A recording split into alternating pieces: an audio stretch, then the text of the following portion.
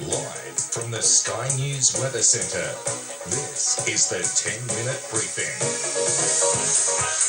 Good morning and welcome to our 10-minute briefing. I'm Janie Steele, joined by Chief Meteorologist Tom Saunders. Good morning to you, Tom. Good morning, Janie. On the briefing today, it's warming up along the east coast, warmest day since autumn in some areas, including Sydney, but temperatures have dropped dramatically through southern parts of Australia. We have a warning though for damaging winds for Tasmania, and Janie, later this week we'll have another burst of strong winds and then another big cold change. Up and down like a roller coaster, very typical for this time of year. It's certainly a spring and extremely variable season, so sometimes it feels like summer at this time of year, sometimes it feels like winter. And it goes back. Yeah, that's it. Let's have a look at some photos.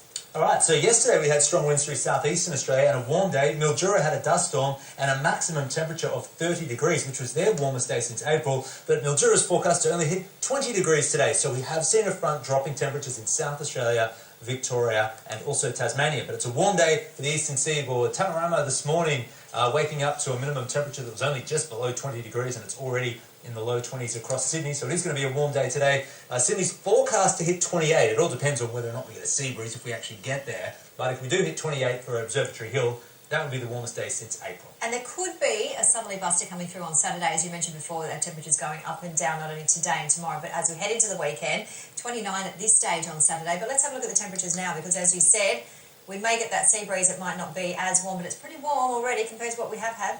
Yeah, it's a warm start today, 23.6. We've got Brisbane sitting on 20.9, but Melbourne's only 13.6. Melbourne hit 24 for a maximum yesterday, so there's that drop. Now let's have a look at the forecast temperatures today at 3 p.m, which is sort of roughly the warmest time of day. You can see through eastern and northern New South Wales, that orange shows 25 plus, including Sydney. But at the same time, it should be below 10 degrees, that darker blue, through much of southern Victoria and across Tasmania. So a huge contrast in temperatures today through southeastern Australia. Yes, and in terms of the elevated fire danger ratings, we do have a number of them in New South Wales, including the Sydney metropolitan area, so very high fire danger ratings and the possibility of some dry storms as well. Very high, meaning that's the category. Not very high, in that they're not severe, they're not extreme, they're not catastrophic today, so there's no fire weather warning in place, but you can still see major bushfires with very high fire dangers. It happened a few years ago with those fires in the Blue Mountains.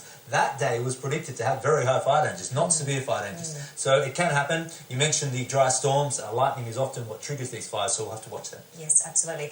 And in terms of the weather across the southeastern corner, in terms of the cooler conditions and also some small hail as well in southern parts of South Australia. We're not picking up a huge amount of rain from the system, but Mount Gambier had just over 5 millimetres. That's Blue Lake. One of the most beautiful spots in Australia this morning. You can see still a little bit of low cloud moving through with some showers. Let's have a look at the radar. So overnight we had some showers through coastal parts of South Australia. There's the odd shower around Adelaide, but it's mostly dry. You can see the showers are already cleared from eastern Victoria this morning. Melbourne will be dry today. But showers are continuing across Tasmania. They're fairly widespread actually, and there's snow falling above 900 metres today. Now it's windy for Tasmania. Hobart Airport just had a gust of 74 k's an hour in the last half an hour. A warning for damaging gusts for the southern half of the state. The strongest winds will be this morning and then they'll ease off this afternoon. All right, so getting back to those, well, we call it seesaw temperatures. It's not technical, that term, but yo-yo, anything that goes up and down, basically.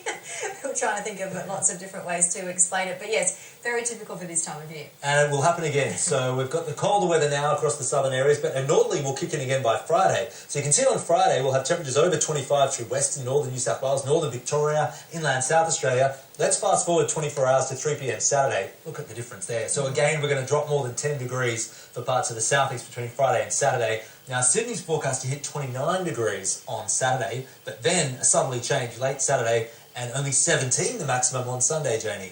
What do you wear?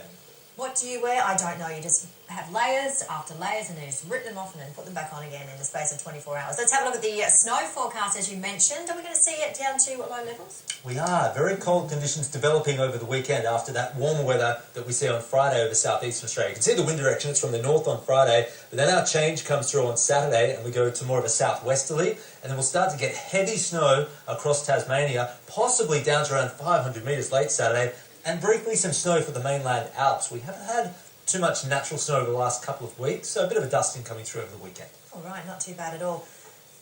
Now let's get overseas, because Hurricane Florence, I believe, is a Category 4 storm at the moment, and it could intensify into a Category 5.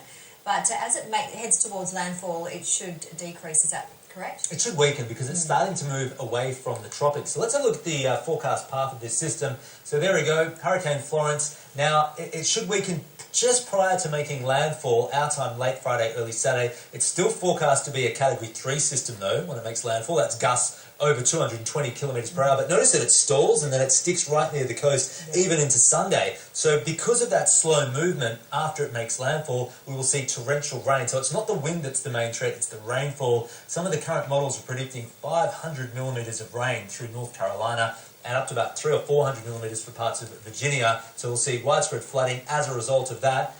And also, I want to mention there is a system that's even stronger than this one that's heading towards the northern Philippines. We've got a typhoon with a central pressure down to 900 hectopascals. It doesn't get much lower than that. No. Well, let's have a look at a package now. This storm is a monster.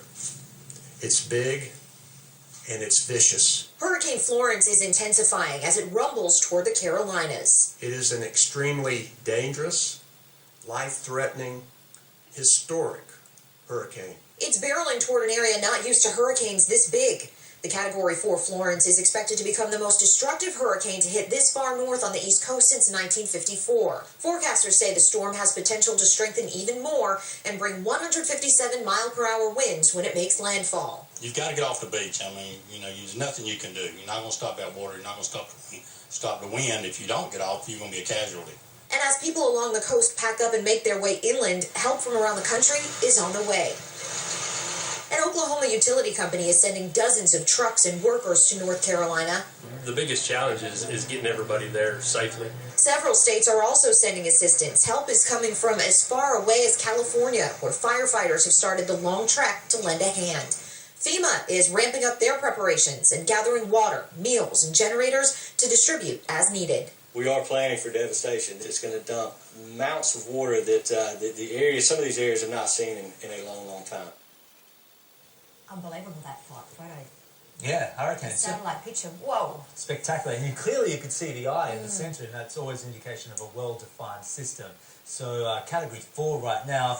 In Australia, that would be a Category 5 tropical cyclone. The scales don't quite match up. Watch this space. We'll keep you updated, of course, here on Channel 603. But let's have a look and see what is happening around the country. And, Tom, we've had a few showers in Townsville we haven't seen for a couple of months. But They had 3 millimetres overnight. Gosh. Unbelievable. Today, the odd shower for the north tropical coast. Otherwise, it's just generally dry, but there is the risk of those dry thunderstorms over the southern interior of Queensland. We've got the chance of afternoon showers and storms over the south coast and ranges of New South Wales. Dry storms possible for the central ranges and the northern inland. Warm northerly winds from the north and the east and cooler southwesterly from the west and the south today. Showers have already cleared from eastern Victoria. Showers continue for the southwest corner of the state. Even morning hail for the west coast today. Otherwise, dry but much cooler day. Windy across Tasmania. Showers throughout. Heaviest in the west. They'll ease back later. And we do have highland snow above 900 metres today. We've got the odd light shower still hitting coastal districts of South Australia, and temperatures up to 12 degrees colder than yesterday in Redmart, looking at 31 to 19 degrees. The odd light shower west of Albany, the southwest WA, Bunbury may become a splash. You probably don't need to worry about the umbrella. And it's a dry day for much of the NT, although it is cooler than yesterday across the south. Alice dropping from 32 to 25. There you go. So basically just windy all week for Tasmania. Yeah, strong winds for Tasmania, some good rain for the west of the state. The drought, though, just rolls on through those eastern states. No significant rain over the next week, but more details shortly in my rain report. Yes, all right. See you soon.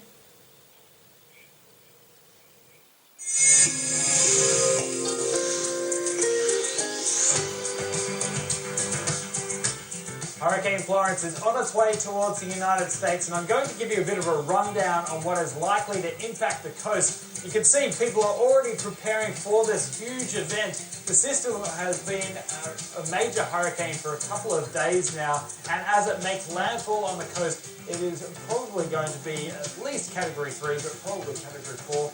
Maybe even a small chance of being Category 5 just before making landfall. So it's a huge system and could be seeing winds gusting up around 280 or even 300 kilometers an hour on its approach to the coast.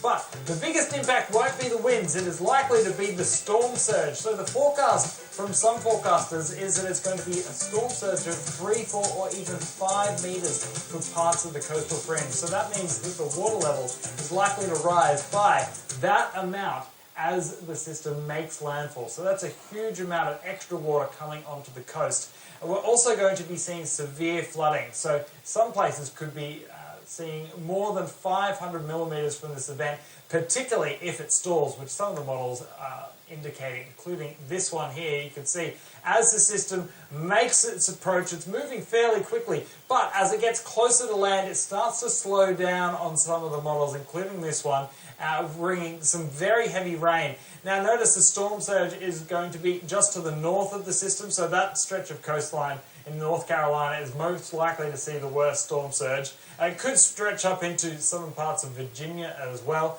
But once this system makes landfall, then we're going to see the real impact of that flooding. So it will be that coastal inundation, but also from the rainfall, very heavy falls, particularly through North Carolina, potentially through Virginia, as some of the models do take the system up and a little bit further north into Virginia, leading to some very heavy rain there. But if the system acts more like this model is indicating, then we'll see exceptionally heavy falls, particularly through North Carolina, where we could see some record rainfalls through much of that region.